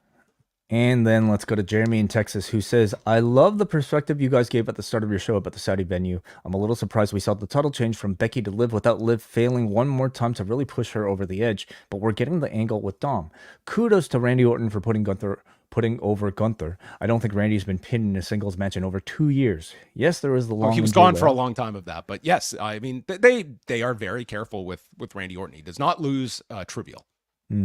But they also gave Gunther a kick out of one of the most protected finishers in the company. Also, I'm glad Gunther treated the crown like a trophy and didn't put it on like a goof. Yeah, I mean, I don't disagree. At the same time, like they should just really kind of convert it to like a trophy. They should just give them a trophy with a crown on top, perhaps, if that's the Stanley Cup that Edge won that year. Sure, yeah. We're getting more and more women in front of the Saudi crowds, refs and interviewers along with the wrestlers, but I guess they're still not ready for Samantha Irvin. Overall, a good show beating my expectations. Has Samantha Irvin not done one of these in the past? I don't. I'm It's I hard can't recall ring to say announcers right now. for each one, but I don't know what the hang up on that would have been. Like it could have also just been a scheduling issue too. I don't know. I really don't know why it was Mike Rome and not Samantha Irvin. Like I'm Hmm. sure she would just be there in the same attire as the other women. If like I don't see how there would be any kind of issue. So I guess I said something because now we actually have a ton of calls here from the Post Wrestling Cafe. Let's start things off here with Andy B. Welcome, Andy, to the show. Hi guys, how are you doing? Doing Good, well. Andy. How are you? Doing well, thanks, guys. I just thought, it was like a typical WWE BPLE, like a nice breezy watch. Nothing that missed, but and outside of like the Gunther Randy Orton match, I didn't think anything was like a blow-away as well. But I found like a new appreciation for Randy Orton in recent weeks, just his facial expressions, his psychology, when he's selling a particular limb, just like the little twist he'll put on his moves and stuff like that. Quite popped me in a good show overall. What I just wanted to ask you guys, what do you think about like this Gable like Otis stuff? Like, while I think it's really effective and I'm kind of curious to see how it goes, like I feel like the presentation is a little bit linear for my liking, if that makes sense. Like in like on the previous episode of Raw, like you have Gable like gaslighting him, and then like he goes to each and every single member and like kind of goads them to help, and it goes about like that. It feels a little bit like right there, if that makes sense. I think that's the exact intent. It's the idea of pushing Otis to his breaking point and making the audience reach this fever pitch so that rather than just week one, you have Otis, strike him, you build it and build it and build it. And when finally Otis snaps on Gable, you get a big reaction out of it. And I think you're slowly bringing people along. And I don't think it's going to be that long of a wait until you do the break off between these two. But I think it's the most engaging thing Otis has been involved since the Mandy Rose angle years ago. So I would state that this is I like where it's going, and I think it's brought out Gable into this like serious heel that the guy has significantly found his footing after being a lost cause several years ago. Yeah. Fair enough. And how are you guys feeling about the Cody reign so far? Is one last question. The Cody reign. Well, in many ways, I feel like it's only still began. I mean, he had that defense against AJ, which I think overachieved. Just given AJ being a relatively cold challenger. But the match was strong. This was maybe a bigger feud for him, just given like Logan's status. And I would say Cody's performances thus far have all been pretty strong. Like his promos have been good. He's yet to like face, I would say, like somebody on the level of even a Randy Orton, certainly of a Roman Reigns, and you can't really expect that until maybe SummerSlam. But I would say he's done well. Has he lived up to your expectations, John, so far? I think it's been like, again, we're just into this, but it's like the crowds are really hot for him. Then the numbers certainly back that up. I think I think everyone expects that this is really only just your introductory, kind of title defenses, and you'll get into something more significant with him. And you've got a lot of the bigger matches kind of on the horizon that they're going to. But I think it's gone as well as you could expect this early. Yeah, this match, this month, a lot of the focus has really been put on the King and Queen of the Ring. So, and not like, even though yes, it was on Logan Paul and Cody, like he wasn't the only storyline sort of like driving the show. So we'll see if that's any different in the months ahead. I don't like. What do you think is the next program for him in the immediate future? Well, you got to do a quickie for Scotland. It's probably going to be that's why like the only thing teased is AJ. Yeah, perhaps they could do that again. Or you just do something on TV to establish a contender on short notice. But I would think by Friday we've got to know what Cody's program is for Scotland. I don't imagine it's going to be some because the main event is like it's the world title. That's the focus of the next show, not his title. We got a Fahad Al Harbi who sends 39.99 Saudi Rial. He says, pretty good show. I couldn't make the trip to Jeddah this time. I hated the 3 crossroads to Logan as I don't think beating him was that hard to book. So some feedback actually from Saudi Arabia. Thank you very much, Fahad, for that feedback. That's awesome.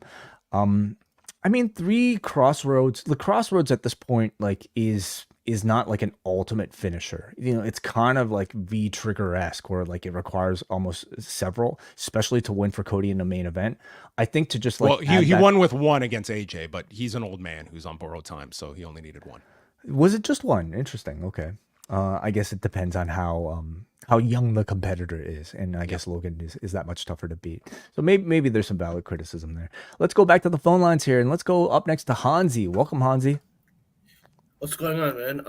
Hey, I'll admit that I only saw I saw the Gunther match and I saw the main event, and I thought those were good. I my sleep schedule, it's really messed up, so what'd you think of the matches? Didn't want to really wait up. I recorded it, so I'll watch the rest later. I was most curious about I didn't care about the Logan Paul Cody match when they announced it, because it was a challenger of the month, and I kind of liked the build that they did with it. I like Cody's promo. That was a good promo yesterday from Cody. Probably one of his better babyface promos for a match that I was pretty much cold on, and I thought Cody did a really, really good job with that, man. I'm enjoying. People, are critical of Cody's reign.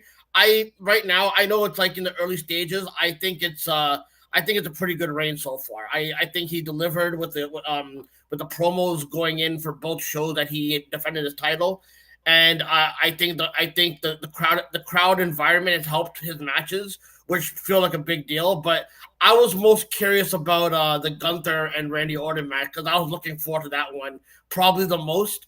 I was actually, when you guys said that maybe Orton should win on yesterday's SmackDown, I'm like, yeah, you know what? Maybe that makes sense, because it can set up Orton and Cody in a more definitive way. You know what I mean? You get a nice hype for it and all that.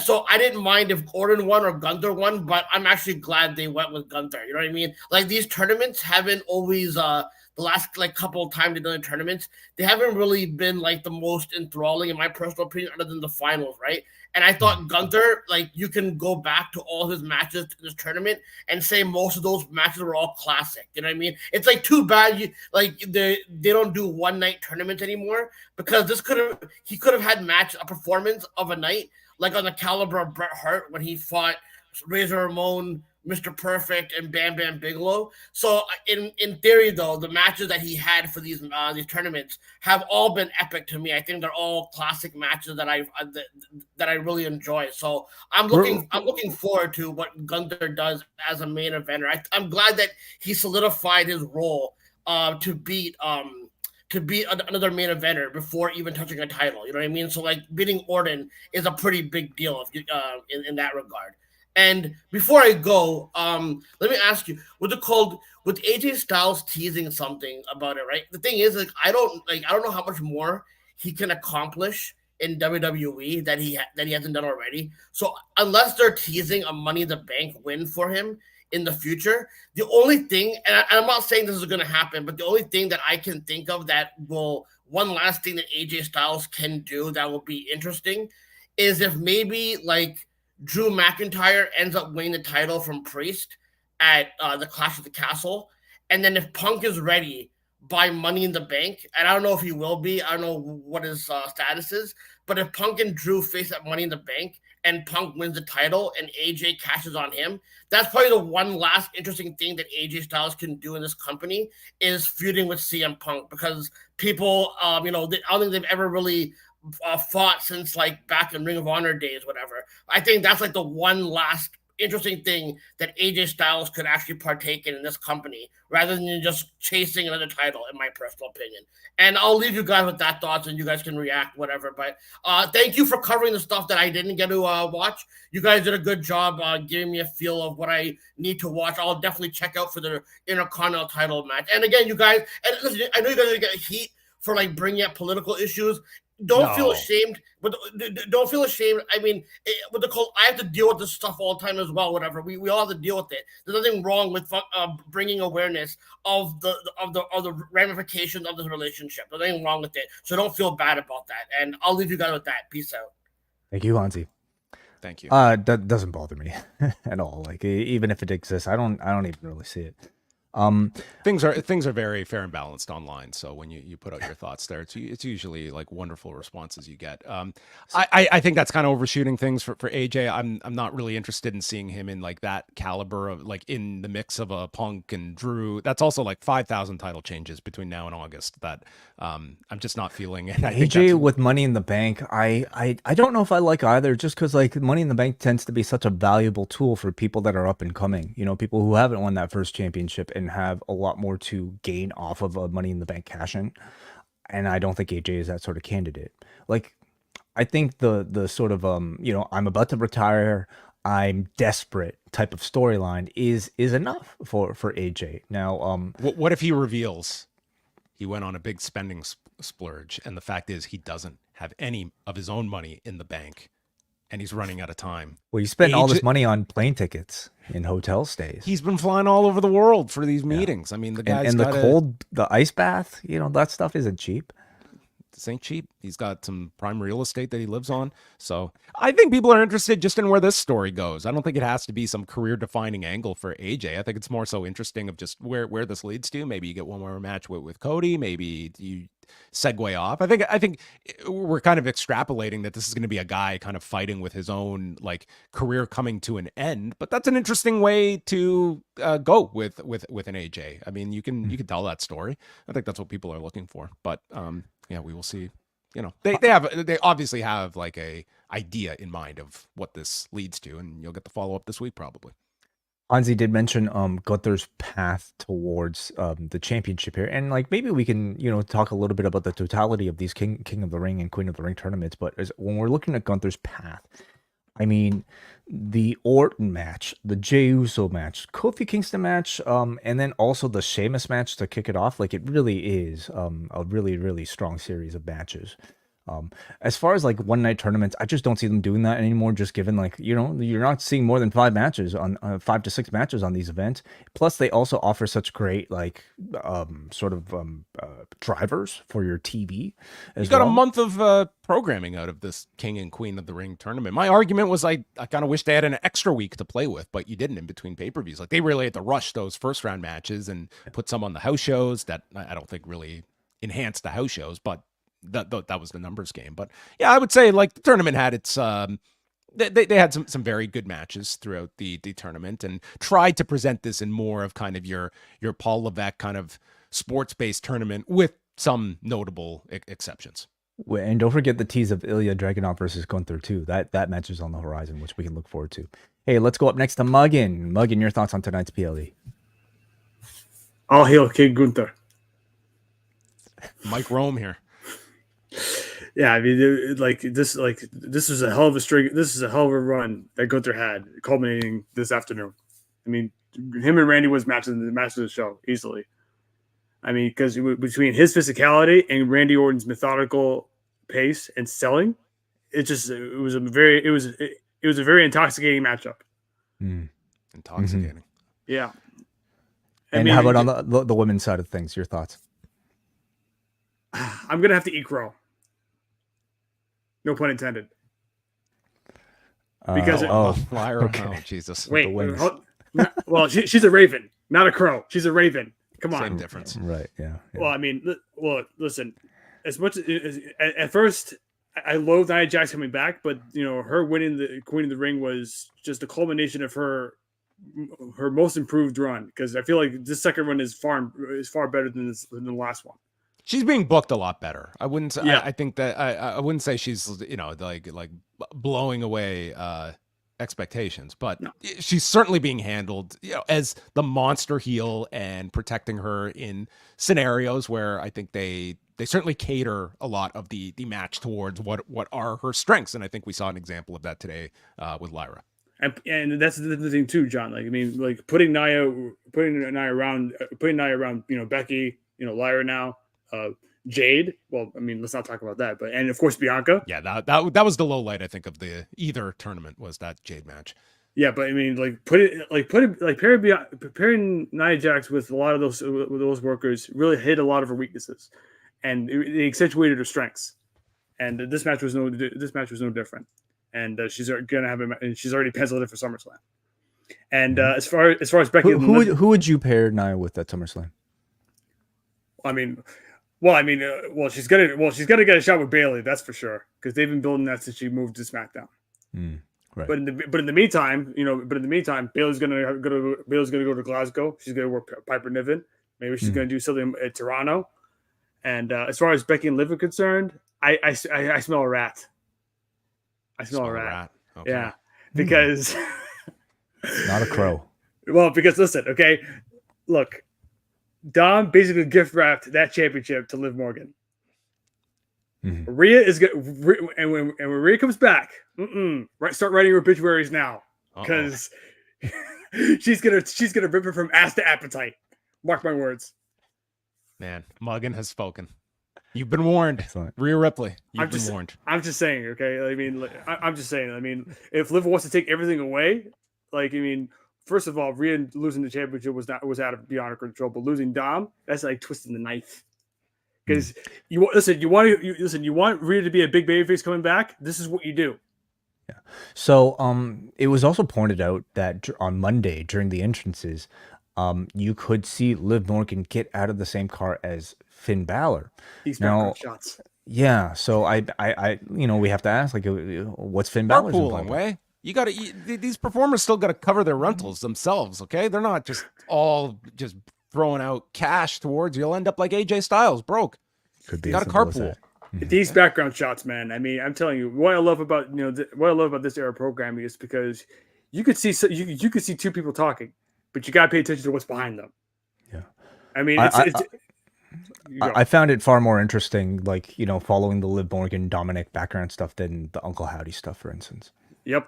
And the main event was very good. I mean, the camera work during that spot where Logan hit the frog splash, circling around, fantastic. Excellent. And last thing, I don't know if y'all saw this on your Twitter feeds. Triple H addressed what happened in the men's finals. Oh, there's gonna be a rematch. Okay, so somebody in the chat room pointed out a botched finish perhaps. I didn't notice it myself, but was Orton's shoulder up? Yeah, that justifies a rematch at some point. Probably do the rematch in Glasgow. Interesting. Okay, yes. So here's a screenshot of it, and yeah, very clear. Orton's shoulder is up. And speaking of Glasgow, I prayed for this and it happened. Thank you, Bucky. Drew, you want to talk about a botched finish? The botched finish is doing it at this angle, right in front of the referee. Well, was it intentional? Is the question. Okay, well, I'm just if it was a botch, then it wasn't supposed to be like this. Well, hey, look, do y'all think it's going to be Birmingham all over again since Drew is going to be in Glasgow facing Damian Priest for the World Championship? Birmingham. What's Birmingham? Okay. When I said Birmingham, I meant when Shawn Michaels faced British Bulldog in Birmingham, England, for the European Championship. Everybody was pissed. They were throwing trash in the ring. I hope that it's not the case for Drew again. I hope not, because he's going to have an entire nation behind him. It's going to be quite a scene. And if Punk isn't ready by then, if Punk isn't ready to go by June 15th, I could see the rest of Judgment Day turning on Damian Priest. Okay. Because Finn's jealous. You could tell that Finn has some jealousy still. Lurking beneath the surface.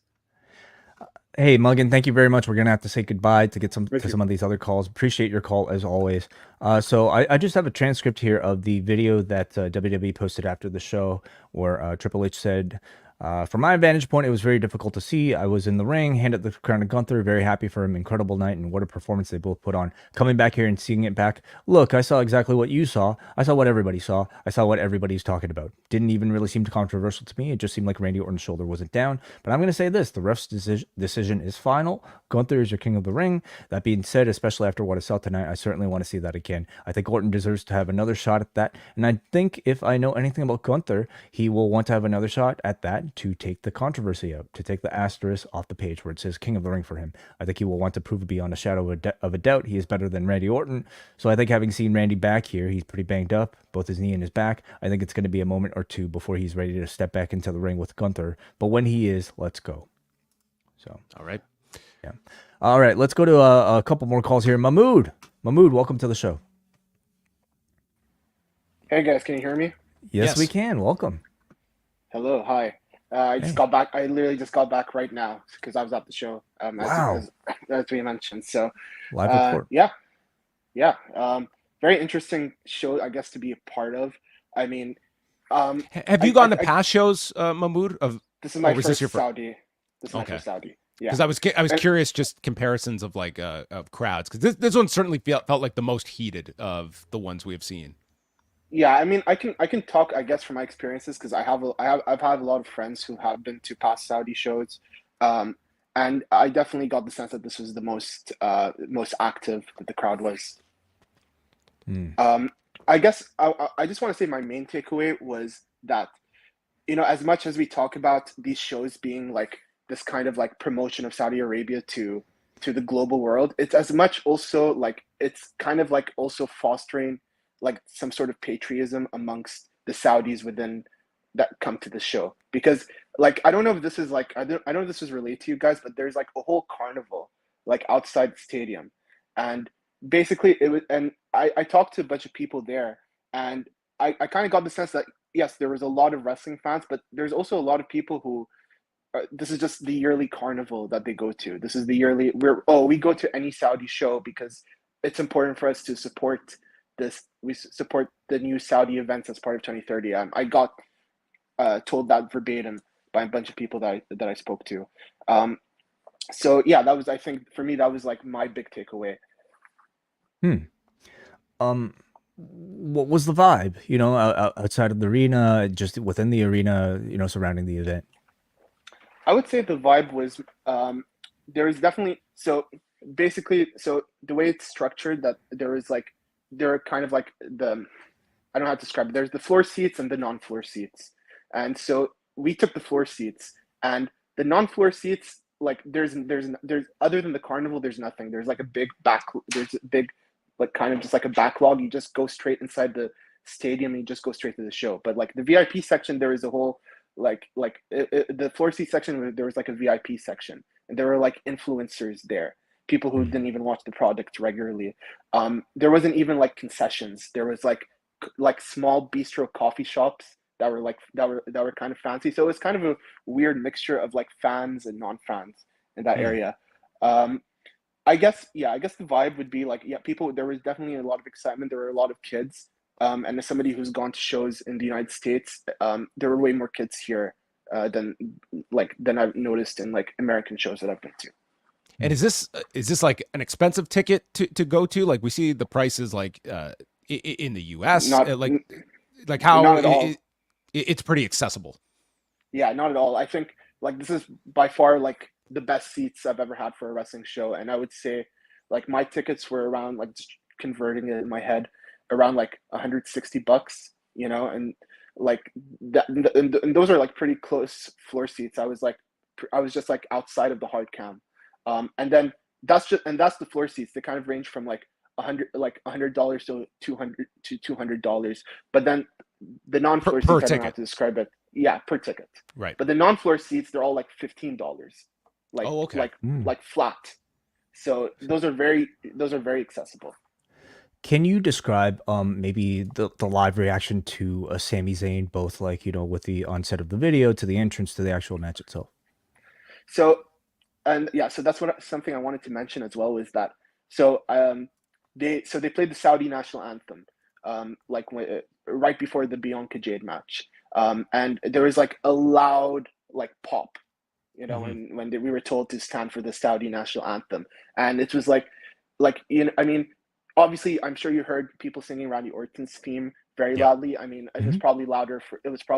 Like the loudest was probably the Saudi national anthem. People were like belting it out. But then we were also told to stand for the United States national anthem, and there was a loud boo, and it wasn't as loud. Yeah. So it was back to back. Because we were still at the countdown show where they were just showing the exterior of the building with the panel, and it's not until right before the entrances for the tag match, so we don't see any of this kind of thing. Yeah, that's interesting. I assume. I think that the Saudi. I don't know about the American national anthem, but the Saudi national anthem, I've been told that that's a regular occurrence in the Saudi shows. But like every time they would show because they showed every Saudi 2030 video or Saudi promotion video in the stadium, and there was always a loud pop for it. And I think one of the bigger pops was like the Sami Zayn, like him going to Mecca and all of that. That, like, I mean, people were really excited for him there. There was an air of excitement for Randy Orton and Sami Zayn specifically, and also CM Punk. He's just very popular in Saudi. That's kind of like the vibe that I got. But do you think he'll ever show up there? Is an interesting question. I don't know about whether he'll show up there or not, but if anything about like his tweet about the blood sucking money, the blood money sucking like thing about where he tweeted to the Miz, if you think that was going to bother Saudi fans, not at all. Like before the show started, there were just people doing chants, and there was a bunch of different chants, like some for Randy Orton, some for Undertaker, but it always devolved into CM Punk chants at the end. Like he was one of the most popular wrestlers in Saudi by far. Right, wow. Because the last time they were in Saudi, it was just weeks before his return, if I have the dates right. So this would have been the first Saudi show since he'd come back to the company, I believe. Yeah, that makes sense. Yeah. Anyway. Any other thoughts just on the show from a live perspective? Because it seemed like Sami Zayn got the biggest reaction, followed by Randy Orton. But as I mentioned, like this seemed like the most engaged Saudi crowd that we've heard for these shows. Like I'm surprised that like there's that level of like non-fans that you could detect there. But at least what comes out on television, it sounded like a really amplified crowd for a lot of the key spots on the show. Yeah, I mean, I wouldn't say the VIP section that I went to, I wouldn't say it was just influencers. It was like mostly fans, but there's definitely people there who you could tell, and they were also like there was like these like complimentary suites that were being given out, and there were like different areas for like promotional opportunities. So it's like it definitely was, like it was definitely something that I took note of something that was like, okay, this is peculiar. These are obviously not fans that are here for the wrestling show. But yeah, I would say that outside of that little thing, this was definitely like a very like invested crowd. And again, talking to some people, these were people who weren't necessarily wrestling fans before the Saudi show started, but because of the Saudi shows and because they want to go every year, it's something that they just adopted and they just really started galvanizing. And it was a very, very passionate crowd. You can just feel it in the air. And the last thing, what's like the merchandise setup there? Is it? Tons of merchandise available? Not at all. So again, really, this is a very. You would think like I was coming in thinking this was going to be like a state-of-the-art stadium, and outside of the little VIP area, which is also where the Michael Cole pre-show thing was happening, it was in that same area. There's nothing. There was the carnival outside, which also there was a lot of people who just didn't come into the show. They just hung out in the carnival all day, which added to this idea that there's people who just go to these shows to hang out. There is the carnival area, and then like for the people just using the non-floor seats, it's just nothing. It's just a big empty space. And the there was one merchandising section, and there was no wrestler specific merchandise. It was just King and Queen of the Ring, I was here in Saudi Arabia merchandise. Interesting. I guess one last question I have for you, Mahmood, is, by this point, you're watching these shows, and there's really kind of no difference, at least in terms of like in-ring content between these shows and other shows you would get in the U.S. In the past, we would have very slow integration of women's involvement in these events. I guess my question to you is like, what is sort of like the audience opinion on that? Certainly, like by the crowd reactions, there doesn't seem to be any pushback. So I guess my question is, why did it take up until this point to perhaps get to this?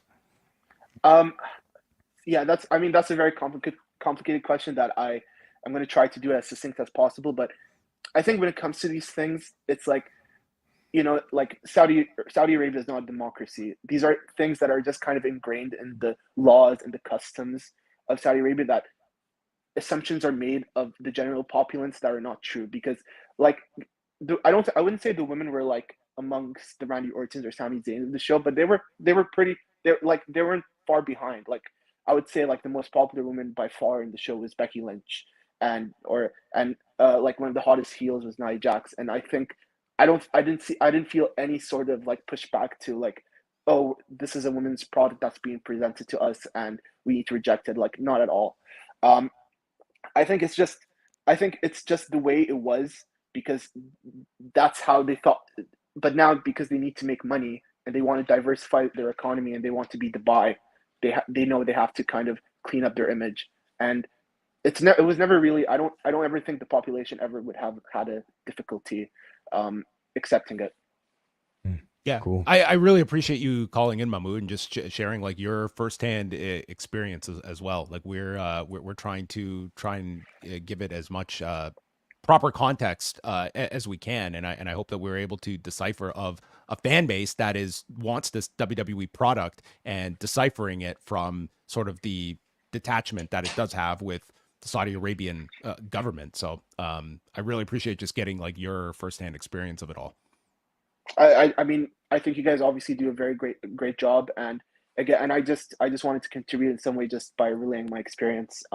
But yeah, I think you guys are extremely fair when it comes to it. Yeah, that's all I'll say. Well, thank you Thank very you much, so much, Mahmood. Mahmood. Really We appreciate it. Thanks for calling in. Thank you, guys. And from Jeddah, we make our way to New Jersey to close off these phone calls. Brandon, are you there? If you are, thank you for waiting patiently. Can you hear me? Hey man, thanks. Thank you for taking my call, man. Yeah, Mahmood, great call, man. Curious what those fans over there are their opinion is on the wrestling and how they want the shows out there. I was just curious about that. Good interest. What was your opinion, more importantly, on that show? Oh yeah, it was a good show. Solid. I understand the what's going on and whatnot, but I mean, I'm a hypocrite. I've watched boxing matches in Saudi and stuff like that. So I mean, it doesn't mean I don't agree with what's going on and whatnot. I mean, it sucks and whatnot what the issue is, but You're also fighting there in 3 weeks. I know, man. I'm double booked. I'm excited, man. Look out, Daniel Rodriguez. Yeah, I know. But Kelvin Gastelum is fighting Daniel Rodriguez for those. That's the joke. And Hopskar, what's I can't say his name. The other one that has my fade. But yeah, it was a good show. Solid. I liked Gunther's on a heater, man. It's pretty awesome. I mean, the way he was projected to start with the old regime, he probably would have been dancing in the background somewhere before he was released or something like that. To now, he's like one of the hottest guys in the company. It's crazy. I heard. I was disappointed the Bird Lady didn't come out to Fly Like a Bird by our girl Nelly Furtado. I was pretty disappointed. But that's not her call. I'm right? like a bird. Oh, that's him. Well, all right. After that Annihilator, she was singing "Turn Out the Lights." Yes, shout out to Nelly Furtado on Tiny Desk, man. She put on a good concert. She even did the Missy Elliott remix. It was pretty cool. I recommend that for all Canadians. I heard Sting's son is training. Should he go by Gordon Sumner as a ring name? I don't get it. Sting's real name, the real Sting, Roxanne. Yes. Oh, yeah, we got it. Gordon Sumner. Yeah. Oh, okay. Yeah, maybe he's gonna hand down his Sting Twitter handle to his son. Hey, you guys have been on a roll with these rewind aways. I know, really good stuff. Yeah. John Cena's the last person to beat TKO in the UFC in a ring. What? I mean, the antitrust lawsuit, the fighters are only getting $5,000 after all that fighting, Kung Lee and whatnot. It sucks. Yeah, for the people that haven't been looking at like John Nash's reporting about the breakdown of this, like to no one's surprise, like dude, Brock is gonna make out really great from this whole settlement suit. Like the biggest fighters, and you could certainly argue they maybe deserve the biggest piece of the pie, but like we're talking like Ronda Rousey, Brock Lesnar, George St. Pierre, John Jones, like they're gonna get millions out of this settlement. I mean, it's and they had to do nothing as long as they didn't opt out, which no one did. Good for them. They're gonna get a nice payout from all of this. It's like me with that iPhone 7 class action lawsuit. I got like $35 out of that. So Oh, you got paid for it already?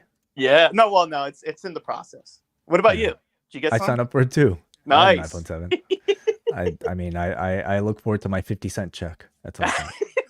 It's like getting a residual check from a movie, and you did a bit part, and it's like it's $20. You can buy a cup of coffee. All right, it's getting late here. I know. We're talking almost 6 p.m. in the afternoon. What are we going to do with the rest of our evening? Thank you very much, Brandon, for the call. I love you guys, man. Love your work, John. Keep up the good work. Yeah. Hey, Brandon, you have no UFC tonight, so if you hit the town, don't get too promiscuous. Good night. Good night. Oh my goodness. Never too late for Brandon from New Jersey, but Way wanted to shut that one down, and we're gonna shut down this show. So thanks everyone. We're back on Sunday night after Double or Nothing. I don't know if I'll make it through 2 hours if we go that long on Sunday night. I might fall asleep, but we're gonna be live. 11 matches currently scheduled. We'll probably get 15 more announced over the next 24 hours. And tonight, Collision Course, 10 Eastern, postwrestlingcafe.com. That is where you can park yourself and hear all the great breakdowns from John Cena and Kate from Montreal as they have you covered. If you are so inclined, don't listen to us. Listen to Brandon from New Jersey. We have been on a run on Rewind Away this past week. Extreme Rules 2012. Brock Lesnar losing to John Cena made no sense 12 years ago. Did it make any semblance of sense all these years later? Listen to Way and I as we go through this event from Chicago. There's that one, and also shout out to Mahmood for our pick 2 weeks ago, WrestleMania 30. Speaking of Brock Lesnar, when he defeated The Undertaker for his streak, Bryan Danielson, of course, completing his story at WrestleMania. These were all like really enjoyable shows to look back on. So that's available in the Post Wrestling Cafe. All right, that's where you can go, postwrestlingcafe.com. We'll speak with you Sunday night following Double or Nothing. Goodbye.